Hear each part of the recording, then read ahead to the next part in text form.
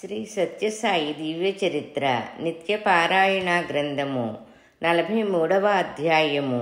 అంశాలు: సాయి సూక్తి, ఆహారం దాని జాగ్రత్తలు, ధన్వంతరి సాయి, గంగనిచ్చిన జంగమ సాయి.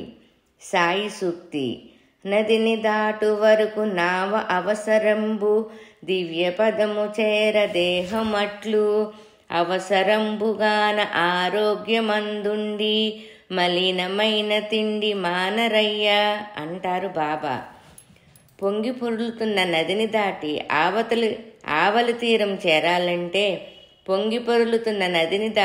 ఆవలి తీరం చేరాలంటే మంచి పటిష్టమైన నావ కావాలి. అలాగే పరమాత్మానుభూతి కావాలన్నా ఆత్మకు ఒక ఉపాధి కావాలి. అదే శరీరం. కాన ఆ శరీరం ఆరోగ్యంగా ఉండాలి. లేని పక్షములో దాని గురించిన చింతనల వలన ఆధ్యాత్మిక సాధనలకు అవరోధం ఏర్పడుతుంది. ఆరోగ్యంగా ఉంచాలి అనగా విపరీతమైన సున్నితంగానో లేక అతి జాగ్రత్తలతో కానీ నీ దేహాన్ని చెడగొట్టుకోవటం కాదు. షిరిడీ సాయి చెప్పినట్లు దాని అవసరాలు దానికి అందించాలి.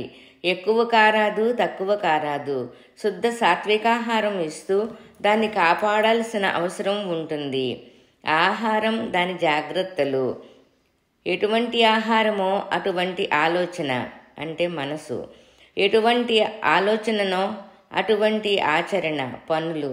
ఎటువంటి ఆచరణో అటువంటి అలవాట్లు, అంటే అలవాట్లు. ఎటువంటి అలవాట్లో అటువంటి సంస్కారాలు, పై జన్మకు బీజాలు. ఎటువంటి సంస్కారాలు అటువంటి జన్మ అంటారు స్వామి.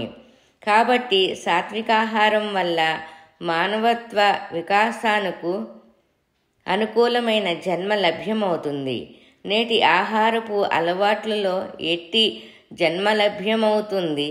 నేటి ఆహారపు అలవాట్లలో ఎట్టి విపరీతాలు చోటు చేసుకున్నాయో దాని ఫలితాలేమో ఒక్కసారి సమస్త మానవావళి ఆలోచించుకోవలసి ఉంది. అన్యమస్కంగా తినటం, టీవీ వైగారాలు చూస్తూ మనసులో అవాంఛనీయమైన ఆలోచనలతో ఆహారాన్ని స్వీకరించటం, తిట్లతో మనసు నొప్పించే విధమైన ఆచరణలతో యథాలాపంగా ఆహారం తీసుకోవటం లాంటి అలవాట్లకు స్వస్తి చెప్పాల్సి ఉంది. కారణం ఆహారం అత్యంత విలువైనది, ఆలోచనలకు కారకమైనది. ఆహారాన్ని తీసుకోబోయే ముందు ఇష్టదైవాన్ని స్మరించి ఆయనకు అర్పణ చేసి తీసుకోవాలి. దానివల్ల దోషం శుద్ధి అవుతుంది. ధన్వంతరి సాయి. భగవాన్ శ్రీ సత్యసాయి బాబా వారు ఆధ్యాత్మిక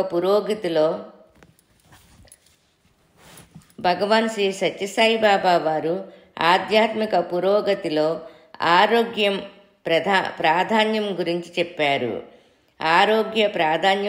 చెప్పారు. శరీర ఆరోగ్యానికి అవసరానికి అనుగుణంగా ప్రపంచవ్యాప్తంగా భక్తులకు స్మృతి కొరకై స్వామివారి ఆధ్వర్యములో ఉచిత వైద్యాలయాలు నడపబడుచున్నవి.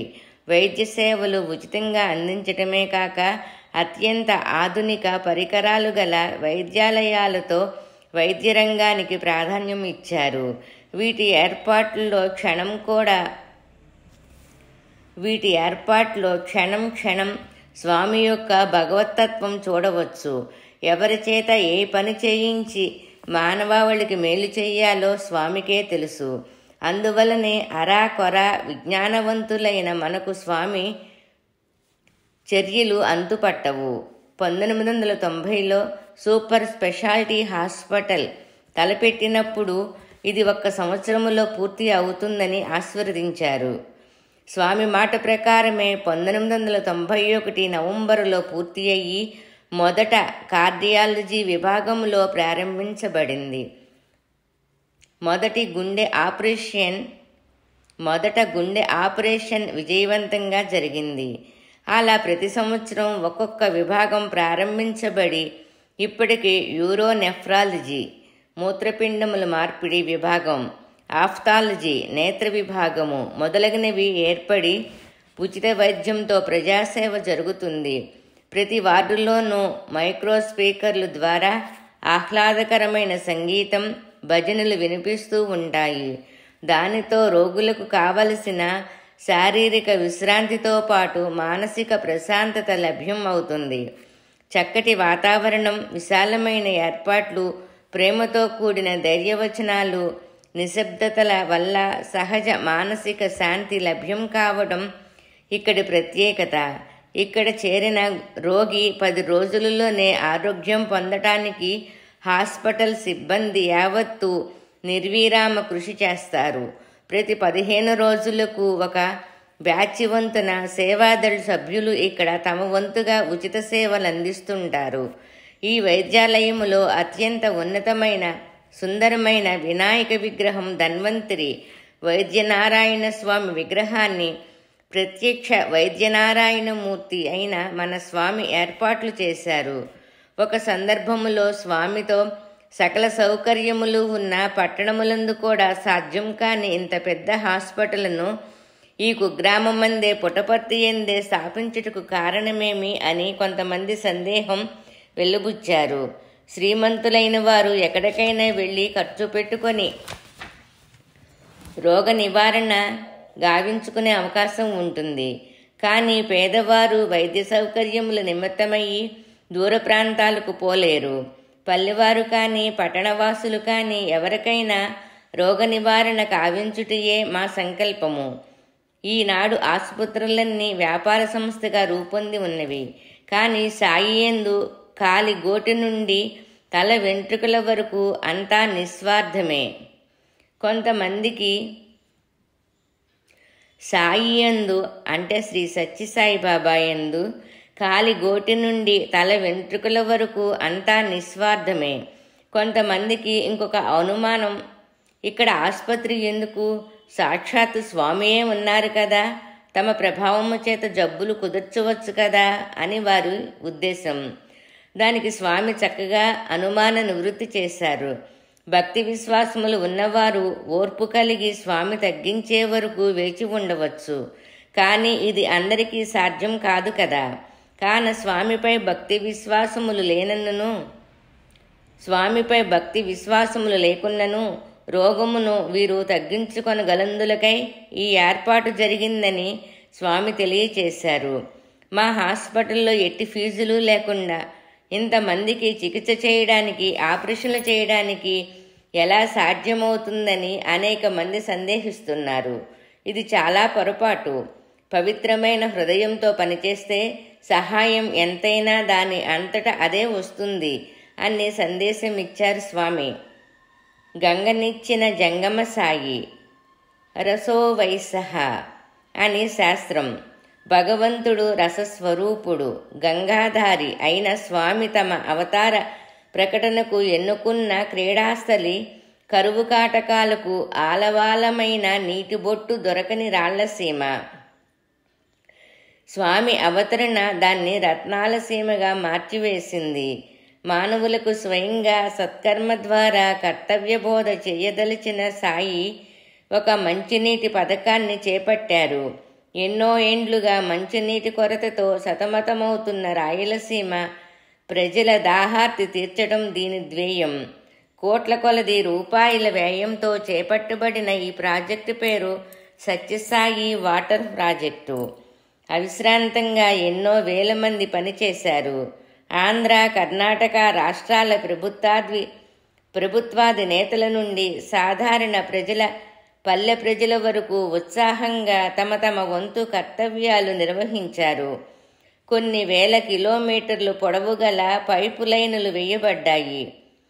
చెరువులు, బ్యాలెన్స్ రిజర్వాయర్లు అంటారనమాట, కట్టబడినవి. ఓవర్ హెడ్ ట్యాంకులు నిర్మాణం చేయబడ్డవి. కాలువలు తవ్వడంలో, పైపులు వేయడంలో, కొండల గుండా, పంట పొలాల గుండా జనమంతా ఏకోన్ముఖంగా చేసిన ఆ పని ఒక మరుపురాని మధురఘట్టం.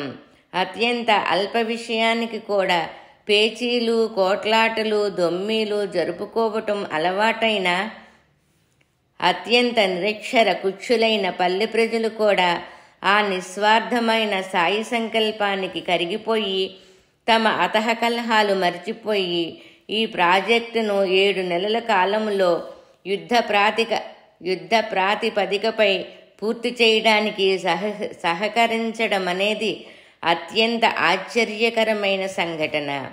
ఎవరెవరు ఏ ఏ సేవలు చేశారో తెలిపే లోపుగానే అది పూర్తి చేయబడటం జరిగింది. దేశ ప్రధాని సమక్షంలో అది జాతికి అంకితం చెయ్యబడింది. లక్షల విలువ చేసే బంగారు ఆభరణాలను స్వామికి పుట్టినరోజు సందర్భంగా భక్తులు సమర్పిస్తే వాటి మొత్తాన్ని అప్పటికప్పుడే వేలం వేసి వచ్చిన ఆ మొత్తాన్ని ఆ వాటర్ ప్రాజెక్టుకు అందించారు స్వామి. అన్ని హంగులున్న అధికార యంత్రాంగానికి ఆ పని చేయడానికి 7 రెట్లు ఎక్కువ కాలం ధనం ఇచ్చినా ఆ సమస్య తీరేది కాదు అని సాధారణ ప్రజలంతా వేనోళ్లు కొనియాడారు. సేవ చేసే విధానం, నాయకులకు ఉండవలసిన చిత్తశుద్ధి స్వామి మనకు ఈ ఆదర్శం ద్వారా తెలియచేస్తున్నారు. ఎవరో రావాలి, మన సమస్యలు పరిష్కరించాలి అనే దాస్యభావన వీడి స్వయం సన్నిధం కమ్మని స్వామి బోధ. నిత్యానందప్రదం సాయం సర్వదా త్యాగరూపిణిం సతతోద్ధారకం సర్వం సాయం వందే జగద్గురుం. ఓం శాంతి శాంతి శాంతి. శ్రీ సత్యసాయి దివ్య చరిత్ర నిత్యపారాయణ గ్రంథము 43వ అధ్యాయము సంపూర్ణం.